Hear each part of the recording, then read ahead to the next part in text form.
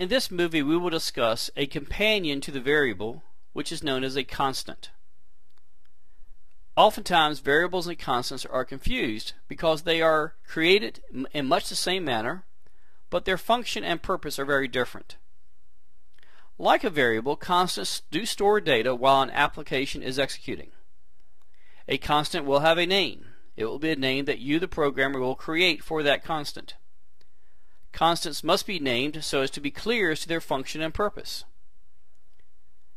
And also, like variables, a constant has a specific data type. Why are constants needed in the programming process?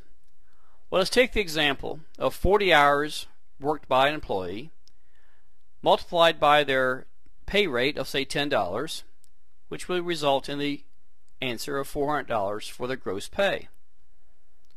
The problem with that is that not all workers work exactly 40 hours, some less, some more, and not all are paid at the same rate of pay. But more importantly, what happens when the employee receives a raise to, say, $11 per hour? Do we now go back into the code and find every place in the program where we coded $10 for the pay rate for a particular employee? Do we change that down to $11 per hour? And what happens 6 months or a year later when they get another raise? Do we constantly change that pay rate multiple times in the program? No, we don't want to do that. We want to create a situation where we can perform what's called program maintenance relatively easily. And this is where constants come into play. Constants allow the programmer to create a name for the pay rate. This name is what's used rather than the actual pay rate. The programmer uses that named constant in the code directly.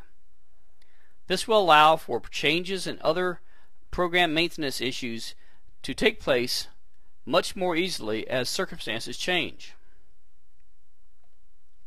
By using constants in a program, in the long run you're making the program much easier to change and much easier to maintain over the life of the program.